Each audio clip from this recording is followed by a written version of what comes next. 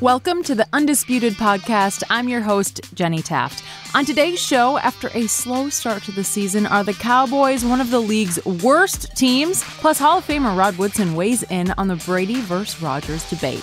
And could another Oklahoma quarterback hoist the Heisman Trophy? Joel Klatt is here to break it down. Skip Shannon, let's go.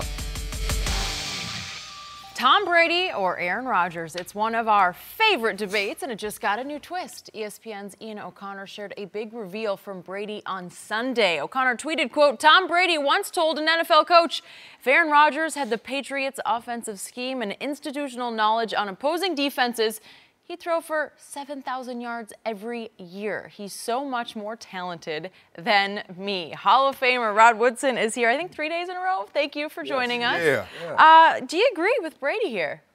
I agree that he is more talented, per se, as an athletic person. Just because you're more athletic doesn't mean you're a better quarterback. I remember I used to go out pregame. All right, and I used to go out pregame and watch all the quarterbacks throw. And I went out and watched Joe Montana. I'm like, this is Joe Montana? Like, and the ball was like fluttering, arching. I'm like, boy, I'm going to have like 4 picks today. And then them cats was like putting their foot in the ground and the ball was there. I'm like, oh, wait a minute. Whoa, this ball's getting there a little bit faster than I thought it was going to get. I mean, so the talent is not always, just because you're more athletic, you're a better overall athlete doesn't mean you're going to be a better quarterback. Now, I understand what he's saying when he says institutional knowledge, because they have an institution over there. They got guys working in the back room that can't come out of the rooms. These guys are working weeks ahead of time. So they're doing a lot more things than other coaching staffs around the league. But at the end of the day, you think about, okay, Aaron Rodgers, he's played 9 years now. He threw for over 4,000 yards 6 times. So you're going to tell me he would have threw for 2,500 more yards every year? That would be hard to believe, but I do understand that he's saying he is more talented because he's a better athlete. Doesn't mean he's not more accomplished, because we know Tom is. And accomplished. That's what everybody thinks. But pure quarterback, I like Aaron Rodgers. I like what he's saying. I do get his gist. But at the end of the day, I'm just going to take you guys back. At the end of the day, the best pure passing quarterback that I've ever seen, Dan Marino. Now, if Dan Marino had these rules, now, Danny would have threw for 7,000 yards. I can tell you that right now. He was good. I'll buy that. He was good. He could spin it. He could spin it. Skip, Rod and I and everybody been trying to tell you this for the longest. We just told you. No. What's up? We know what's up. We know Aaron Rodgers is a better athlete. He has legs. I'll definitely give you that. And what sets Aaron Rodgers apart is his ability to throw the ball accurately, not only from inside the pocket, but rolling left to right. We've never seen anybody throw the ball like that, especially rolling to his left. For a right-handed quarterback, he feels comfortable throwing from the pocket, outside the pocket, and the arm angles and platforms in which he can change and throw the ball. We've never seen anybody drop it down like he can. But Skip, the institutional knowledge, when you have a great defensive mind that's putting you and says, look here, okay, when you come out in this set, this is where you're vulnerable. And if I'm a defensive guy, I'm going to play you to your weakness, and I'm going to keep you to my strength.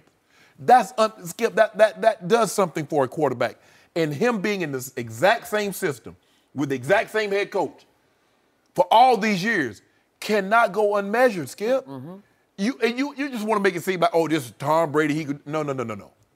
I don't believe Tom Brady would do this any other place than with Coach Belichick in this situation where he is right now. You're splitting hairs. I mean, once you get to this level of greatness, you're really splitting hairs. But all that being said, that old green and gold 12, give me him. So I would like to point out that Bill Belichick, before he had Tom Brady fall out of heaven into his lap as a head coach, chose him.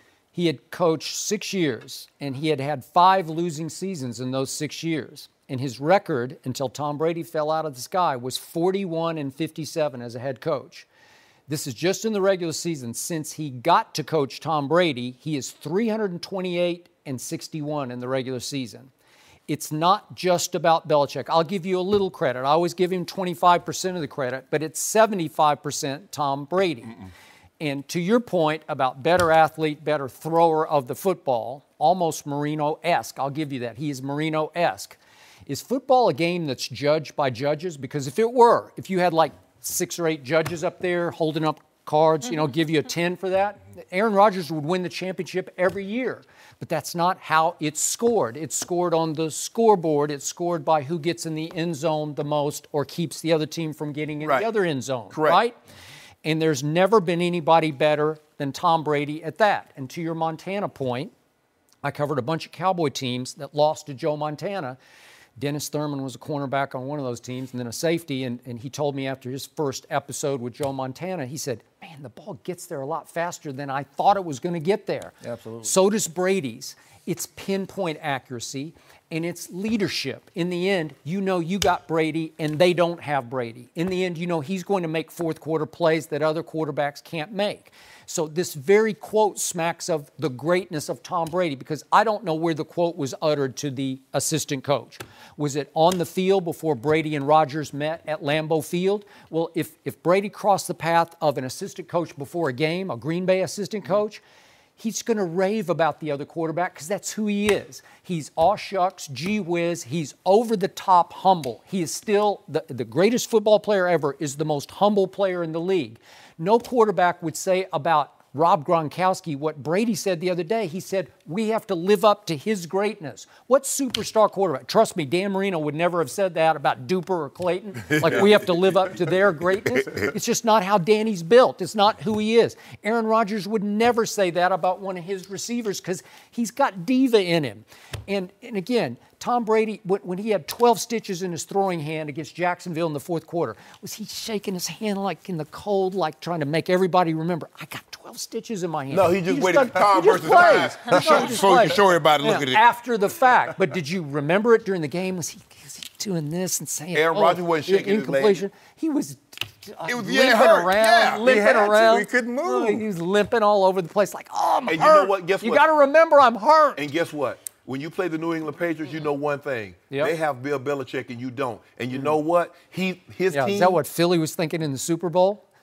Yeah. They're like, they got Brady. He'll give us the ball because he already dropped one, so his hand's a little slippery today. He gave him the ball. Yeah, he dropped the touchdown. Yeah. That was the Lombardi. How many picks did he throw in that game? How about none? Yeah. He threw for a playoff record 505 in that game and scored 33 points and lost because Bill Belichick gave up 41 to Nick Foles? Yeah. What?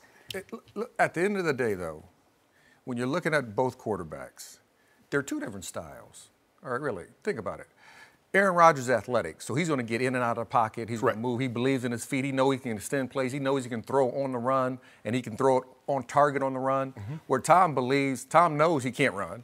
I mean, you got to watch his 40. Just watch his 40. Okay, it was the all-time worst. But just real quick, does he not have pretty good pocket feet? Oh, absolutely. Absolutely. That's what I'm going to say. All right. The one thing he can do, he knows how to dip his shoulder, set back up, and he's not afraid to take the hits and throw the ball down the field. And he's never had great receivers. I mean, Randy Moss, the 1 year. Yes. And they just toured the league up that year. So if he ever had, some perennial Pro Bowlers, I wouldn't imagine what a tight end. Yeah. But I'm just saying, if he would have had that at the receiving core, just like 3 years, 4 years, it would have been crazy, I think, what he was The greats, you have to be willing to stare down that gun barrel because you know you're going to take that lick to the chops. And very few people, because if you ever flinch, in the defense, because they watch that tape, they get the close-up too. If they ever see you flinch, it's Katie Bartideau. Because we remember in 2001, we had a guy that would flinch. And they were blitzing us the first play of the game. Normally they like, okay, let's see what they're going to do. And they come out the first play of the game, first snap of the game, and they run a blitz because, he didn't want to take that lick to the chop. And we'll say he's looking at color. He sees color. I'm just saying. Huh? Who was that guy? I don't remember. Huh? Who was it? Oh, so you're going to be an anonymous quoter. I don't know. I don't know. Okay. Let's just say, he wasn't willing to, you got to be willing. Look. You're going to take that helmet to the chin, because back then you could put the helmet to the chin. Mm-hmm. You're going to take that shot. Put your body weight on the quarterback.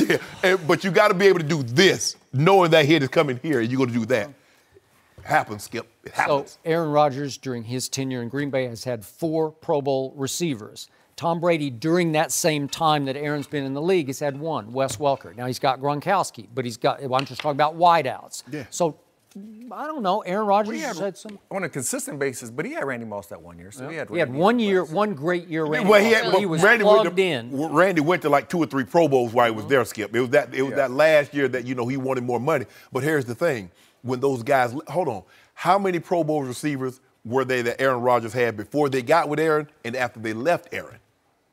James Jones, I mean, think about it. James Jones, as good as he was with Aaron Rodgers, he was never like that outside of Aaron Rodgers. Remember, Skip, they brought him back mid-season, and he ended up getting like 7, 8 touchdowns. He had Donald Driver, he had Greg Jennings, he had Jordy Nelson, and he's got Devontae Adams. Yes. Pretty good. Yeah. Tom hadn't had that I'm gonna tell you, when you have a quarterback like that, he helps those guys. Now, I'm not taking anything away from the players because I think they're really good receivers. But when you have quarterbacks like that transcends generations again, and they could play in the 60s, the 70s, the 80s, the 90s, the 2000s, they make their players better. Those quarterbacks are franchise quarterbacks. Franchise. Rod Woodson, one game for your life, Brady or Rodgers? For your life. Who's the coordinator? Doesn't matter. What system am I running? Well, it just am I running a West Coast based system? I'm taking Aaron Rodgers. Oh, you would not. Yeah. Okay, I'll take Tom Brady, and you're going to lose your life. No, I want Rodgers and Belichick. Rodgers and Belichick? Yep. Belichick just gave up 41. I don't care, but I want him. You don't care? Okay, good. Well, give him to me, then you shouldn't want him. Okay, he can just get, last game he played, he gave up 41 points. You don't want him. I take it. So during the prime of Aaron Rodgers, we have watched Tom Brady play the greatest fourth quarter in the history of the Super Bowl. He threw for 124 against the Legion of Boom and brought them back in the fourth quarter with 2 touchdown passes. And then the next Super Bowl he plays, we see him play the greatest fourth quarter and overtime. He throws for 246 on Atlanta in the fourth quarter and overtime with 2 more touchdowns. Exact same system, too. Okay? And then last year, 505, that's the all-time playoff record in the Super Bowl. So on the biggest stages in the sport, that guy plays at the supremely highest level. Your guy, since he won his one and only Super Bowl, is 5-6 in the postseason. That's below average. Skip, I'm gonna leave, really? Is that what you want? I'm going to leave this for you right here. I'm going to leave this for you right here, and I'm not going to say anything else about it. In Tom Brady, his last 4 playoff games, that defense has given up 0 points in 3 of those in the fourth quarter. Tom Brady's defense has given up 0 points in 3 of his last 4 playoff games. That's 3 Super Bowls and an AFC Championship game. I'm going to leave that there for you, Skip. You do whatever you want to do. I'm going to leave this here for you. Bill Belichick did not play Malcolm Butler last year. Felt a little sabotagey to me. You go with that sabotage. Okay, well, I'm just saying. And I was gave with up you right 41, there. I tweeted that out myself. Did you? I think what's going on? That one. You trying to make it a little harder on Tom Brady to win another Super Bowl? No, Tom Brady harder himself, dropping a touchdown and fumbling. You like that? Did Tom Brady fumble that ball? And by the way, I didn't even bring up the fact that with 12 stitches in his throwing palm, it's hard to throw a football in the cold with 12 stitches in your. I don't care what you say, it's just hard to grip it. But you know Wait a second. He threw for 138 on Saxonville in the fourth quarter with 2 more touchdowns. How can you not? Bortles. You know what? He is Michael Jordan and he is LeBron James. Stop it's it. as simple as that. Yeah, it just boils down to that. I can't sum it up any better. But let me ask you a question. Why didn't you say he was sabotaging the Patriots when he put Malcolm Butler in for Kyle Arrington when Kyle Arrington was giving up all those plays? That was before Mr. Kraft stepped down from above and said, you will trade Jimmy G and you will keep Tom Brady next year.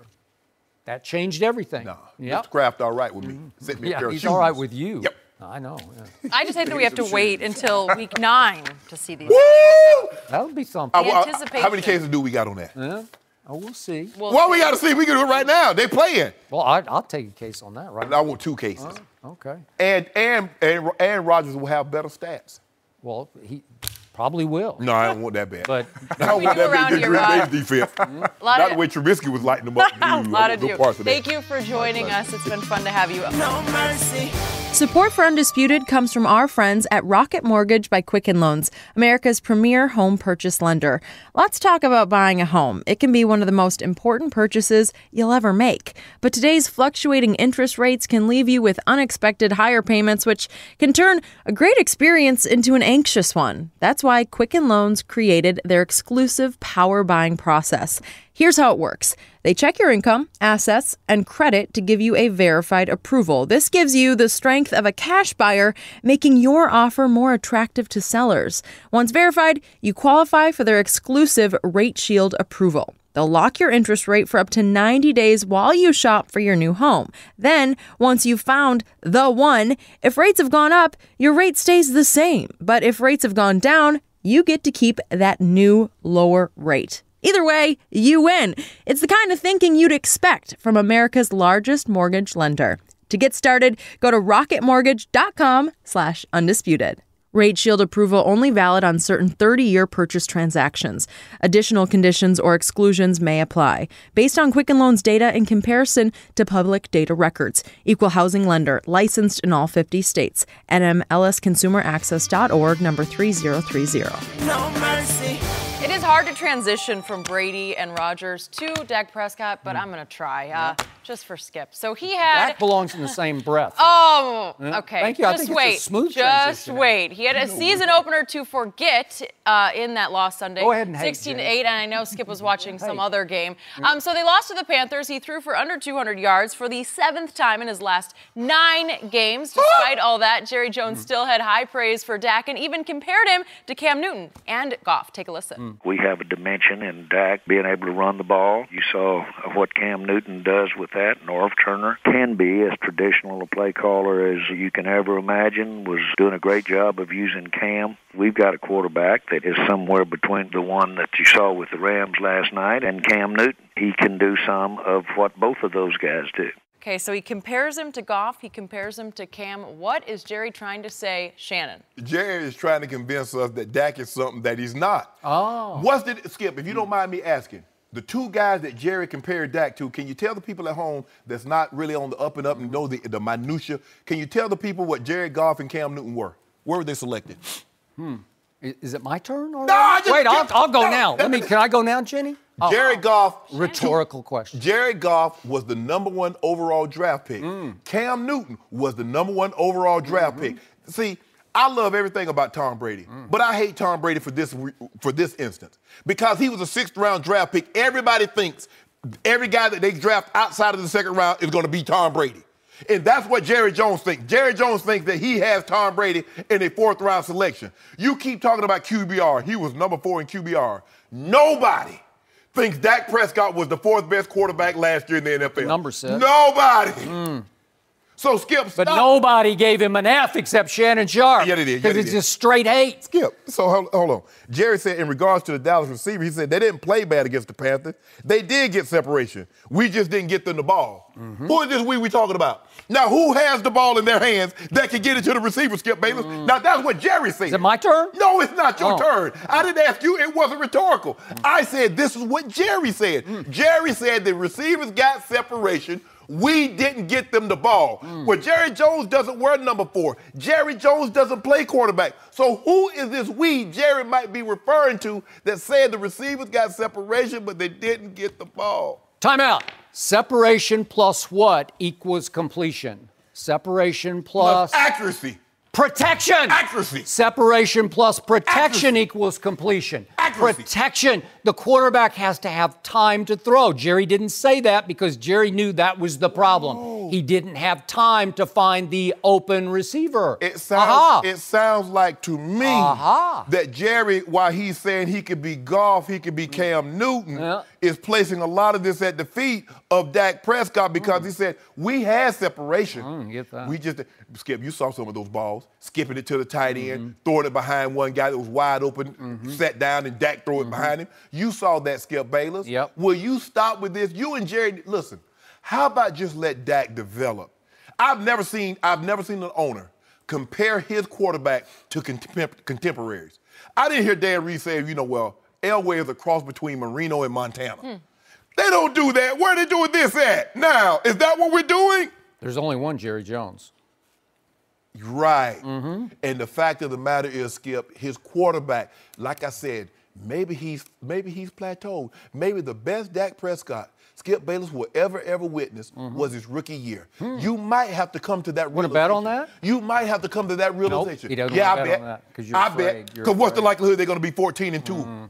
Because that, in order for him to beat what he did his rookie year, they need to be 14-2, and he got to be 27 touchdowns or better and fewer than 4 interceptions. I bet whatever you want to bet. Travis Frederick play in 2016? Hey, I think he did. I think he played all 16 games. But I don't know. See what you're doing? You keep saying all these extra need to be there in order for him to do what he does. No, we don't do that for any other quarterback. Did Ronald Leary play in 2016? Oh, he's a Bronco now, right? He was the left guard. Oh. See? Interesting. We need Ronald Leary. We need Tyron Smith. We need Zeke to rush for 1,800. We need Travis Frederick. We need Zach Martin. We need a receiver. We need Julio Jones. We need all these things in order for Dak to be successful. Wow, Skip Bayless. Wow. Interesting. Just wow. Okay. So, is it my turn now? It's your turn. You've been man, interrupting me for this. It's been your turn. How long was that? Whatever. I mean, Jenny, if you were a better referee, you would actually give me a chance over here, but nope. She already know. Nope. She already know you about Let's to the lose. clock run. Let's the clock one run. day, Yeah. if you're nice, would you like to go, Skip? Yeah, thank you, Jenny. So here's the point. I have interviewed Jerry Jones for hundreds of hours for 3 books I wrote on the Dallas Cowboys, and he can be a little wacky when you get him in the right place at the wrong time because he will leap before he looks. He'll just spit something out like, what? Spill his What guts. are you doing? So apparently he had watched Jared Goff play the late game on Monday night, and then he does the early morning Tuesday radio show, and he's kind of reaching for a comparison. He's somewhere between Cam and Jared Goff. Jared Goff? What are you talking? He's better than Jared Goff. No, he's not. Jared Goff? Really? Jared Goff, as a rookie, had a QBR of 19 for the whole year. That was way at the bottom of the How much we put on that Jeff? How much you gonna put on Jeff? I think it's my turn. Okay. Or wait, do we have a referee? Maybe we don't have a referee. Maybe it's Again, with unref. calling out No. my job. No holds barred. This is a no holds barred match. I know it's Shannon, but you have to put him back in his place and say, Skip, it's your turn, and you have to dock him with a red card for, What is it, Shannon, soccer? it's not your turn right now. Okay, If you okay. could just I'm- patiently wait. okay. Thank So you. he had a QBR of 19, while that same year, a rookie in Dallas named Dak Prescott, a 4th-round pick, had a QBR of 79 and led the league all the way to the last game of the year. So that was a sensational. He finished 3rd, but only because they mailed it in Philadelphia because they didn't need to play anybody.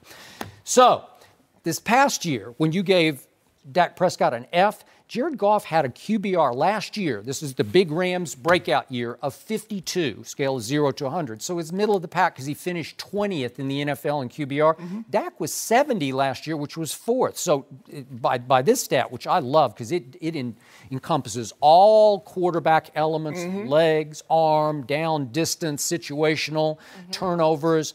So Dak has a much better QBR in both years than Jared Goff. So I don't want to hear Jared Goff in the same breath with Dak Prescott. What was Dak's QBR last year? 70 for the whole year. 70, okay. Yeah, and so, by the way, just because this guy gave him an F, we have to reiterate what happened last year, Shannon Sharp, because against those Rams, this was at Jerry World, this is a big game, kind of a turning point game. Dak Prescott had a QBR of 81 while Jared Goff had a 46. That's head-to-head with Dak Prescott.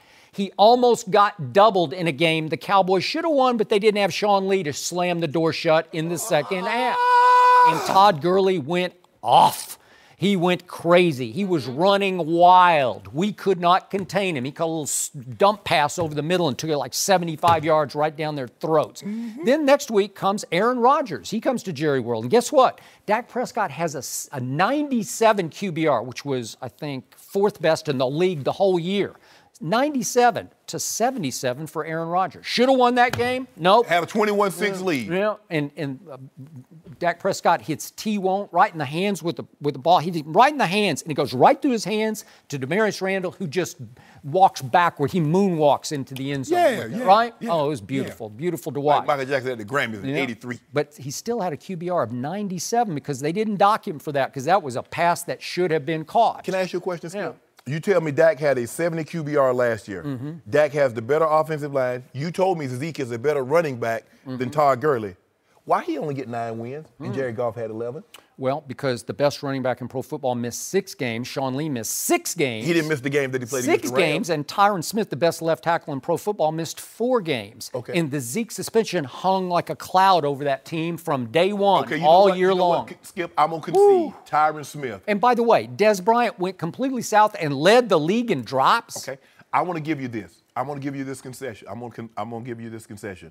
Tyron Smith did miss 6 games, but can you tell me the offensive linemen that the Rams have that are better than Travis Frederick and Zach Martin? I don't know.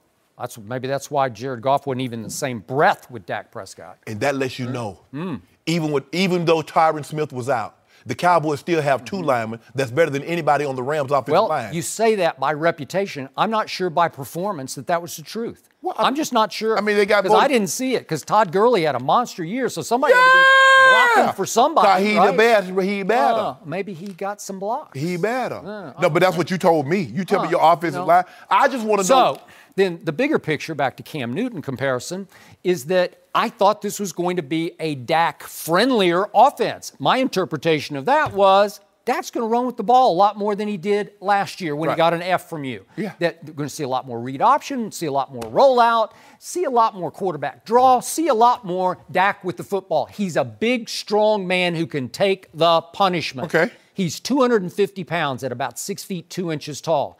And I thought on Sunday, silly me, that Dak would do to the Panthers what Cam did to the Cowboys, especially in the first half. And I'm with Jerry on that. That was an astute point because I was with Norv Turner under Jerry Jones when he was the coordinator for Troy Aikman.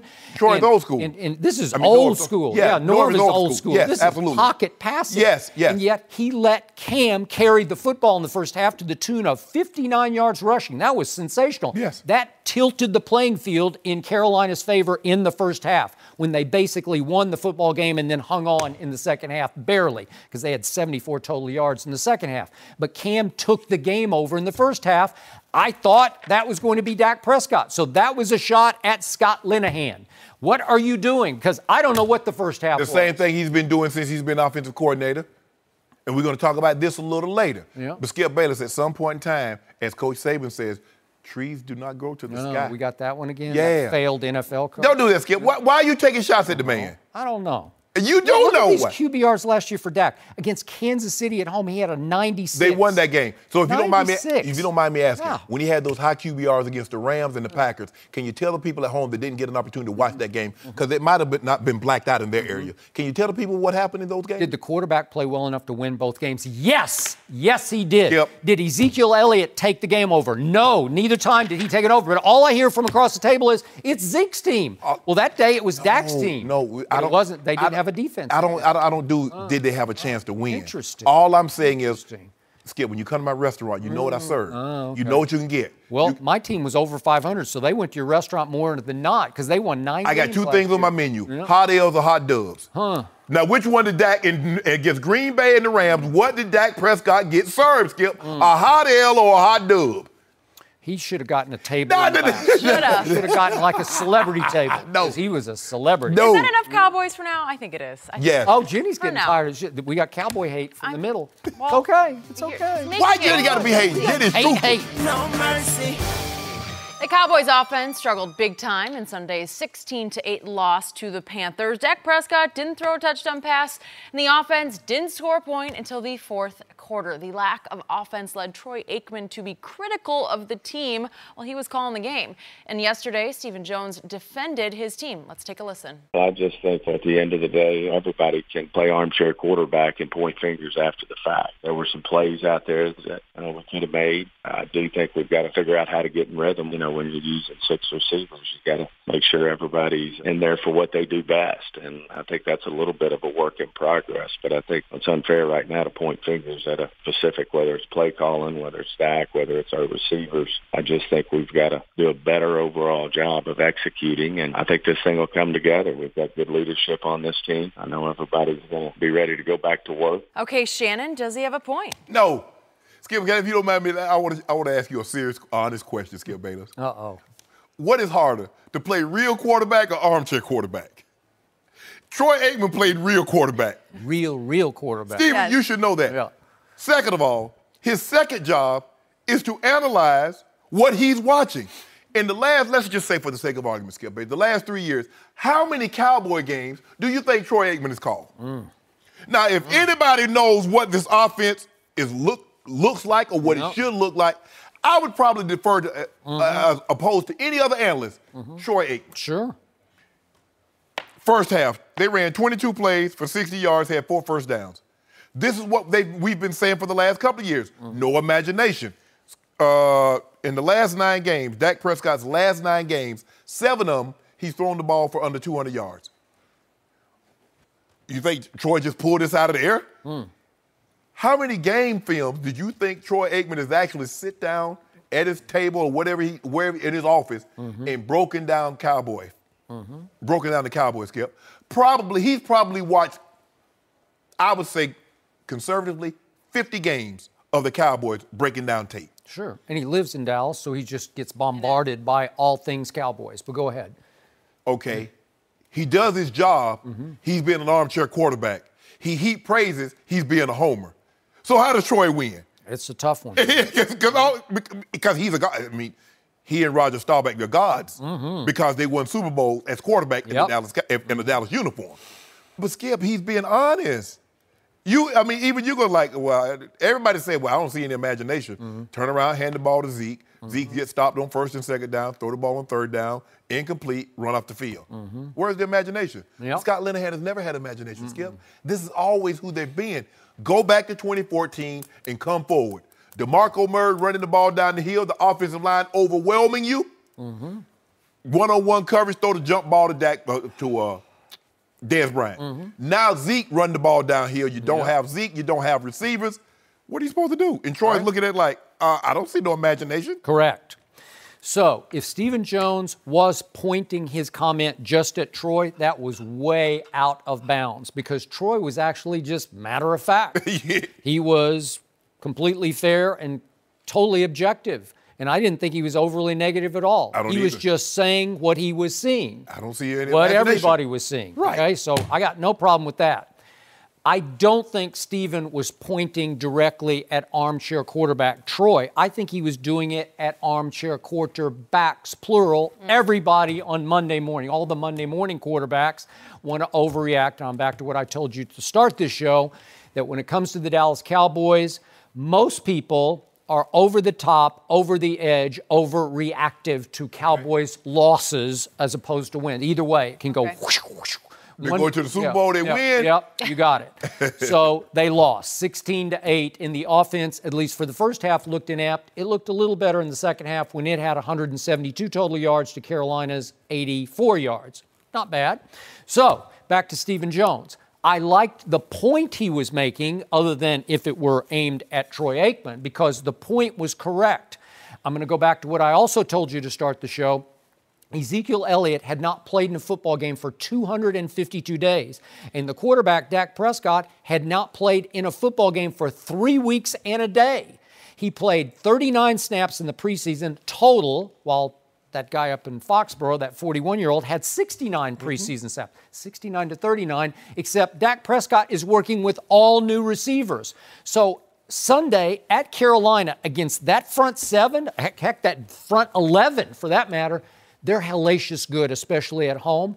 You can't experiment on the fly with new receivers against that defense. Right. It's going to take time. And in the second half, I started to see little glimpses like, oh, maybe that could work. Maybe Cole Beasley had 7 catches for 73 yards. Maybe Zeke can run those little inside reverse handoffs off the shotgun. Maybe that will work if you sweep him off right, left tackle. Right. Maybe that'll work. Maybe Dak running the read option. Maybe that'll work. Oh, wait a minute. Maybe Deontay Thompson can get open here or there. What does he do best? Well, they don't know, because it's one thing, as you well know, to throw against air in camp practice. Right. It's real, man, and it is tough, and they are hellacious good at home. So you're trying to figure it out on the fly, and it didn't work. It didn't work like everybody hoped it would work, and you're all new. All those receivers are new, and now I'm going to bring up this. What did Bill Belichick have the guts to do yesterday? I don't know. I'm pretty sure Brady's in his ear saying, I just don't love my receiving corps, because obviously they don't have Edelman. They've lost countless receivers, right? Amendola's in Miami. I can go right down the list of all the people they tried in the offseason. And what did Belichick do? On Monday after the season opener, he says, I'm going to go get Corey Coleman, who got run out of Cleveland. Think of Corey Coleman's path. He's the star of the first Hard Knocks with his sneaker collection, right? And then he winds up at the end, play me or trade me. And they just dump him. They dump him to Buffalo, and Buffalo cuts him. And now Bill Belichick says, oh, watch this, because he only ran like 4.3 at the combine, like he can fly. Okay, so why didn't Dallas go get Corey Coleman, who grew up in Dallas, went to Richardson High School right there in North Dallas, not very far from where they practice? Okay, why didn't you do that? They added Benny Fowler yesterday in New England. Well, what's going on there? And guess what? Who did I love last year? Who did I say was Dak's favorite receiver last year? Bryce Butler. He got his money to go to Arizona, and then what happened on the final cut? He got cut. He went up and tried out for the Raiders before the season opener, and he's still on the market. Well, to me, can you swallow your pride and say, well, maybe Bryce Butler would make Dak feel a little more comfortable, but Skip, right? Yeah. Skip, this isn't just one game. We saw this last year, and every question that we had, Dallas, we said this, Dallas is devoid of playmakers on the outside. What happens if Zeke can't get it going? Then what? Okay, well, they abandoned Zeke in the first half, which was shocking to me. Right. Because, again, I'll say it again, he did not look sleek and explosive like I was led to believe he was looking in camp practices, right?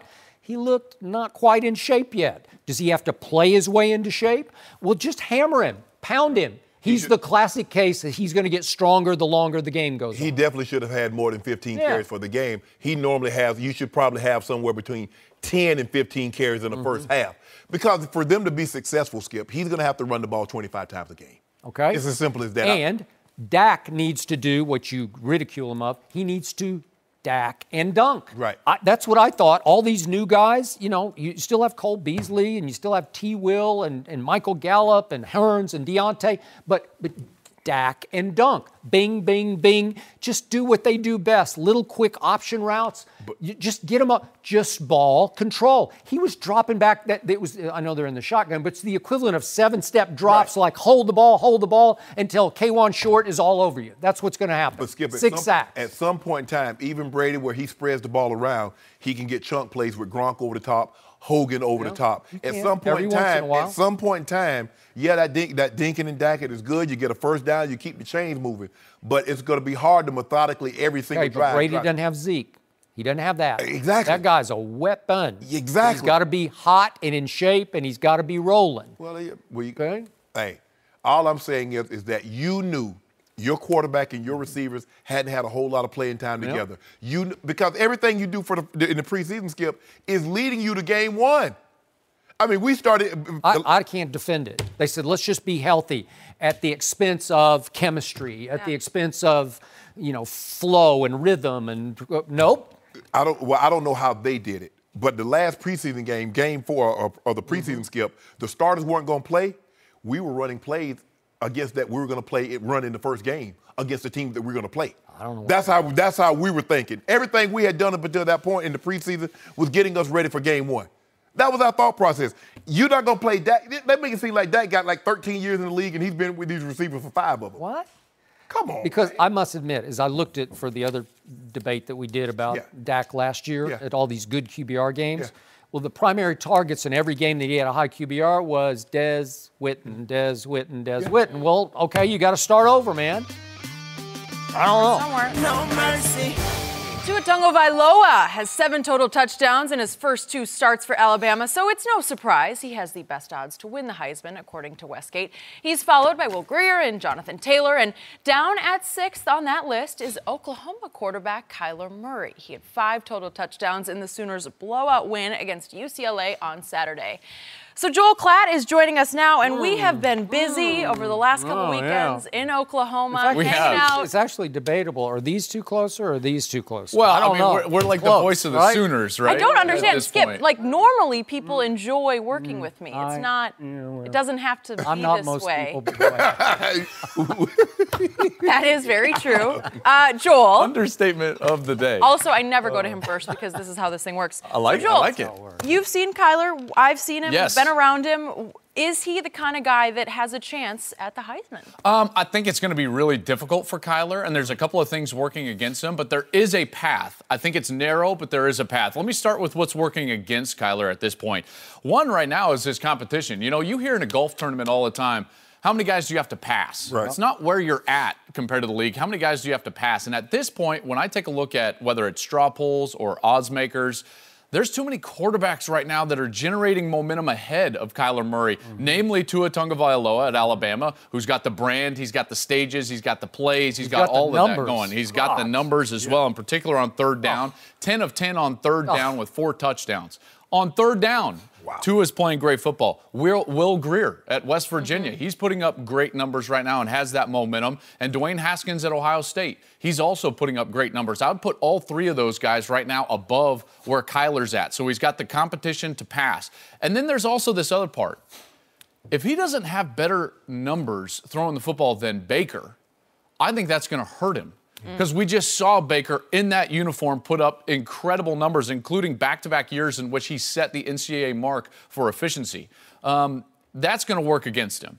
His narrow path, guys, if he can have a Manziel Lamar Jackson-esque effect on the game with his legs, which may happen. Because remember, Rodney Anderson, their starting running back, goes down with a knee injury last week. Horrific news for the Sooners. Feel terrible for Rodney Anderson, but Shannon, Skip, that's the path. Now, all of a sudden, Kyler's legs become a bigger deal. If he can have that type of effect, that's his path to the Heisman Trophy. Well, this is the reason I think he can, for the simple fact, brand, Oklahoma, and he's going to put up big numbers. They're going to throw the ball. That's just what they do. And they will depend on his legs a lot more to help facilitate some of this offense. He has 2 great receivers. So when you look at it, he's going to be somewhere around 4,000 yards. He's going to be well over 30. You know, I don't know if he'll be 43-6 like Baker was last year, but we've seen teammates win it in back-to-back years. Matt Leinart wins it one year. Reggie Bush follows up the next year. But Oklahoma needs to stay in the top 5. Yeah. They got to stay there because Will Greer is going to put up big numbers. He will. Now, don't sleep on that running back from Wisconsin. Yeah. Now, he's going to be – he might be somewhere around 2,300 yards. And it's hard to overlook a guy that got that many yards running the football. And then Wisconsin might be a major player in the Big Ten. But right now, Tua is in the driver's seat. Now, there might come a point in time that he might have to get in the passenger seat or he might have to go to the back seat. But right now, the way Alabama is loaded and the way their position, Skip, it's going to be hard for someone to overtake him. Yeah, look, I understand that Hurts came in because the game was going away, but I don't see as they start to move along and they get through tougher and tougher competition, I don't see them rotating as much with Jalen Hurts and Tua as they've been doing in the past. But this kid right here, for what he's doing, and it's about narratives. Sure. Oh, the dude played a half, won a national championship. He comes back, playing well, win the Heisman. That's a great narrative, Skip. It's a great narrative. I would agree. So, just for the record, for what it's worth, several of our rapper friends here on Undisputed have been texting me during the OU games when I'm listening to YouTube, and I'm looking at my phone, and they are into Kyler Murray, especially our man Nelly. He is over the top on Kyler Murray.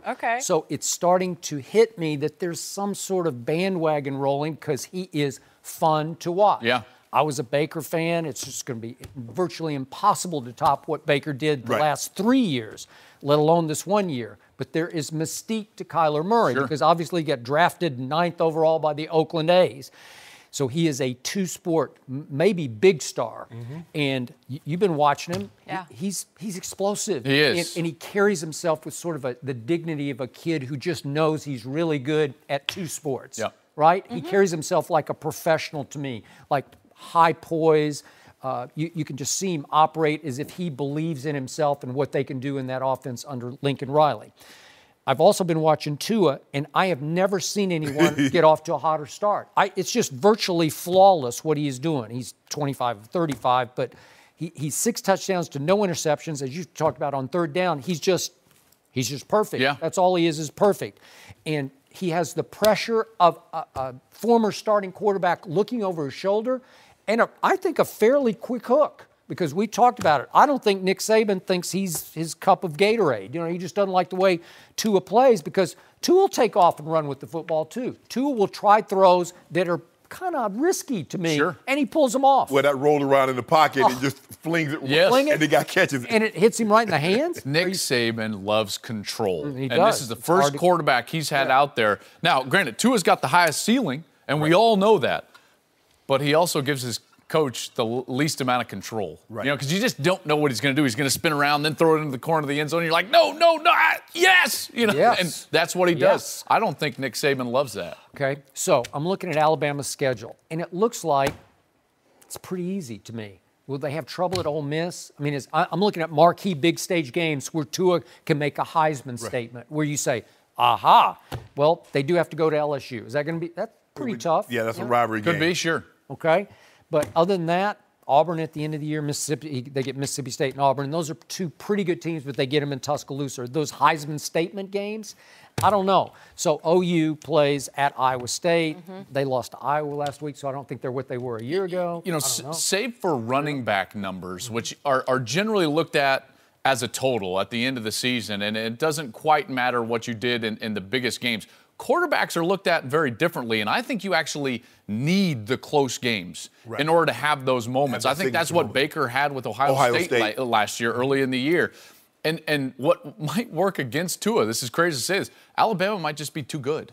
Yeah. You know, I mean, when is he going to be in the fourth quarter in the pressure cooker? Crazy. Maybe it's against LSU. Maybe it's against Auburn. Not sure. Maybe it's the SEC championship game until they're in a one-possession game in the fourth quarter. But when you look back to Baker last year, I mean, this dude was 7-0 against ranked opponents on the road. He was lights out in one-possession games in the second half. I don't know if that opportunity is going to be afforded a guy like Tua. That's why if I had to actually lay money down right now, I would lay money down on Will Grier or Dwayne Haskins to win the Heisman Trophy. Guess where Kyler Murray goes for the final regular season game of this year at West Virginia. At West Virginia. That could be a shootout. Will Grier, yeah. If you think about it, Skip, Baker won the Heisman, but he had 3 years. You could see the building.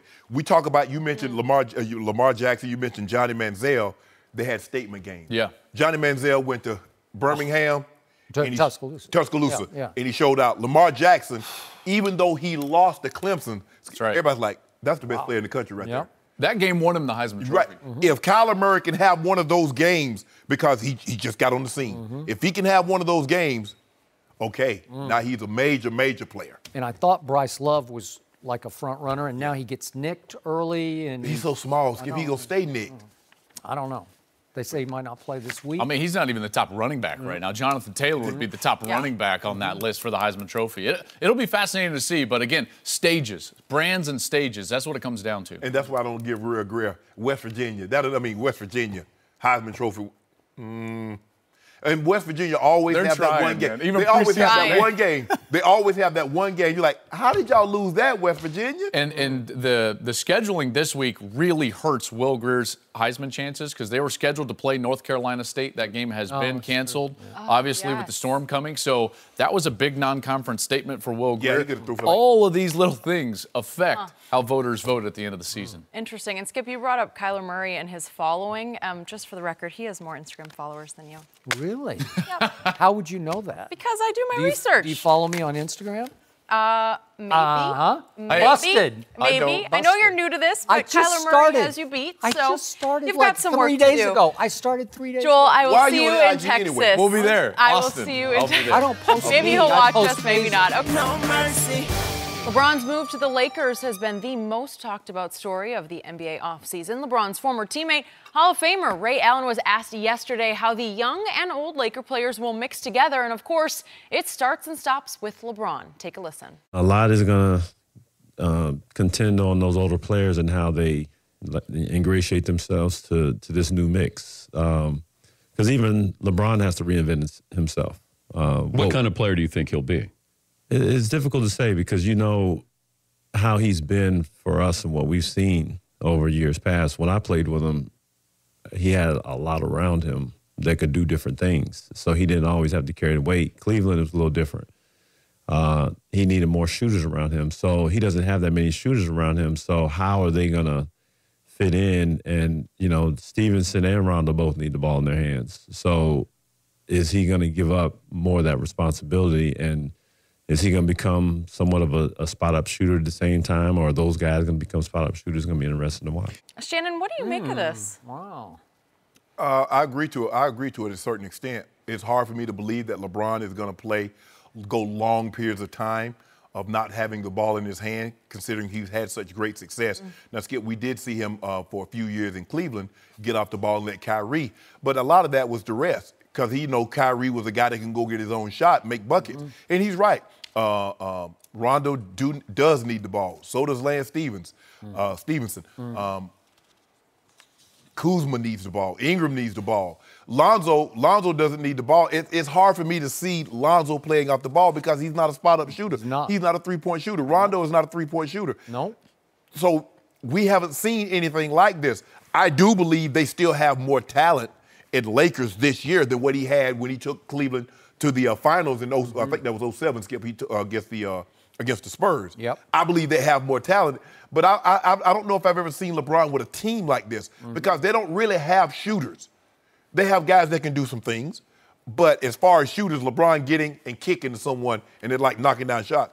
I read where Caldwell Pope has been working on his His 3 knockdown. He's not bad. Yeah. Yeah. But when you look at it, Skip, he really is going to have to reinvent himself.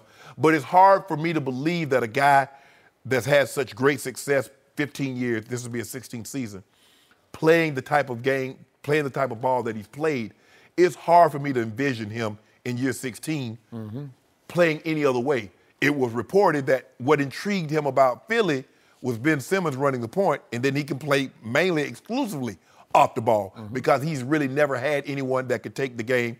It's like, okay, LeBron, don't even worry about it. We got it. That's why he's led his team. Ben Simmons isn't a spot-up shooter. He's just a non-shooter. Right. Well, I guess he's working on that, Skip.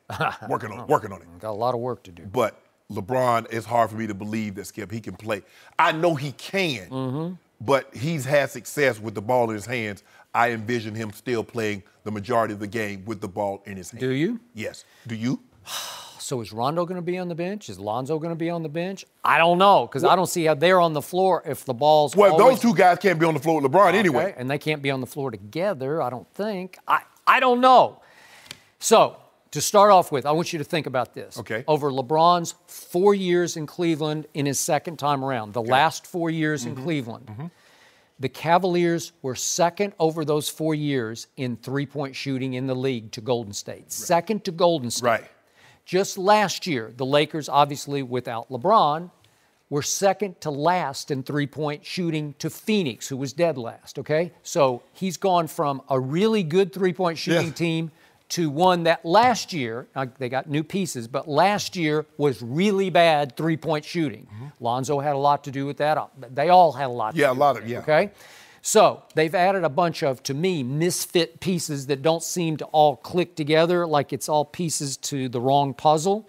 And maybe they're just Magic's trying to get through a year with contracts that are all finite. You know, like you can just wipe them all off and wait to play for a year from now when you can add the big max free agent and maybe even another one. You know who about to sign with Rich Paul?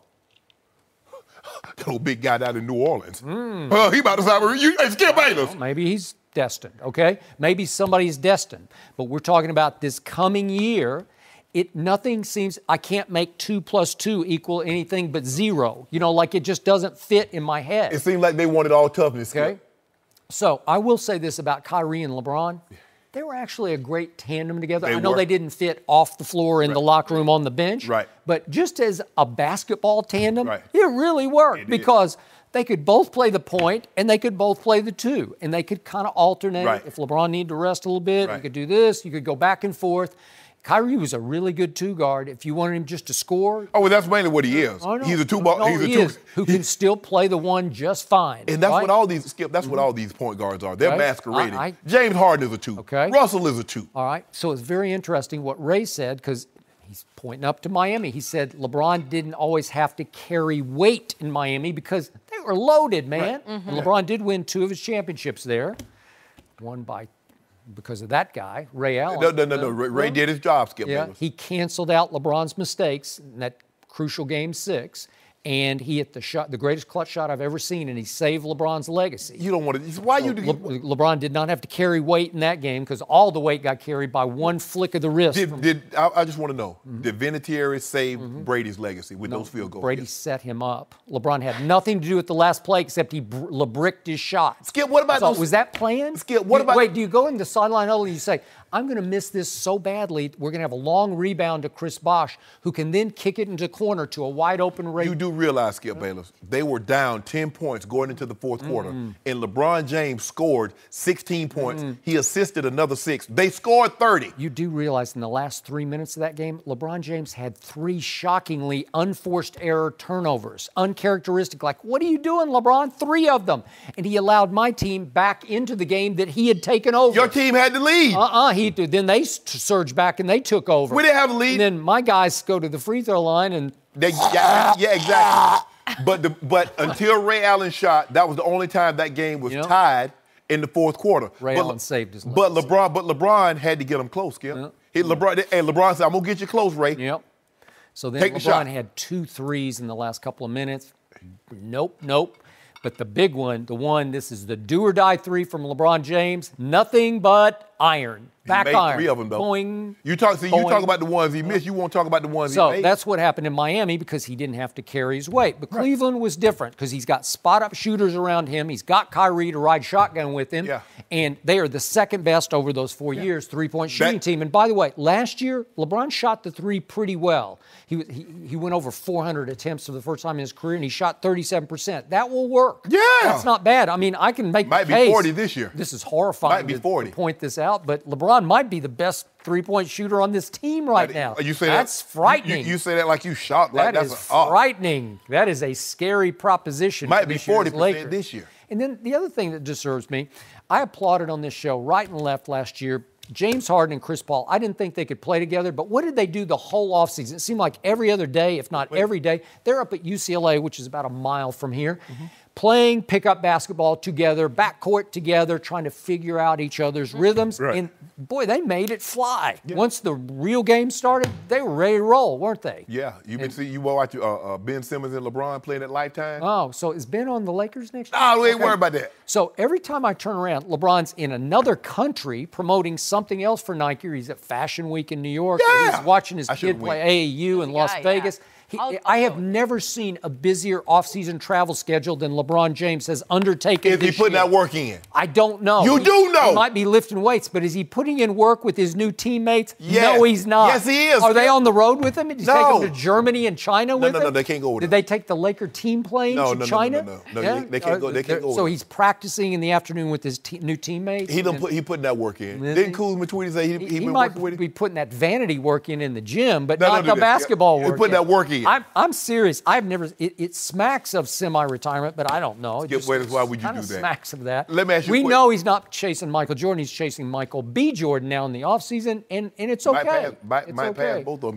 Got a movie coming out. So is it possible Small, next Bigfoot. year is Small just, foot? Next year's just a give-up year? You see it? Just a write-off. He got an year. animation movie coming out. Saw Small it. foot. I saw it. And It he looks got a, funny. And he got I might go see it. I'm going to see it. And he got a docuseries with Ben Simmons coming He's out. got every other day. He's got another produced by LeBron James. And but all that being said, Yeah. he's still putting that work. How about the shop? That come on next week, I think. Is it? Okay. Yeah. I don't know when he has time to You do actually know. practice basketball. You do. And he's definitely not practicing with Lonzo and Rondo. Get Right? their work in. Huh? Just get their work in. Yeah. Just get their work in. It doesn't And when matter he show what's up- going to happen. He'll just show up and kind of beat LeBron, try to win MVP. But they'll finish 8th and get eliminated by Golden State. We already first got round. It's okay. we got due on that. Yeah. They're not finishing 8th. I don't know. And So he's so good now in year 16, he can just show up, snap his fingers, and it happens, right? All new misfit And toys you know here. this, Island man. of misfit toys. What you mean? Don't worry about that. They're Skip. misfits, Skip. all of it. This man can put it together. Can he? Yes. Yeah. Well, he's going to have to impress me because I don't see this coming. Don't you see, Skip? You see these cooking shows. They give you all this stuff. None of it go together, Jim. They give you grapes. They give you chocolate. They give you lobster. They give you scallops. They give you arugula, asparagus, carrots. And they're like, make something. Make something out of this. You're like, ugh, yuck. None of this goes together. I don't and know next thing cooking shows. I don't know anything about it. I just watched my brother win Iron Chef. That's what I'm talking about. And he was on the Iron Chef, guess what, Skip? With all them ingredients that didn't go together. throw it at Yeah, you. exactly. Makes You it just work. do it. And Rob Palinka and Magic Johnson just threw it at him. So Make it you're work, saying- Ron. You're saying my brother Rick is LeBron James. Is that right? Yeah. That's a compliment, I think. Whatever. Yeah. But my brother's like 6-0 in the final. Thanks as always for listening to the Undisputed podcast. I'm Jenny Taft. Join us again at the same time tomorrow morning, 9:30 Eastern. See you then. Fox Sports, one of one.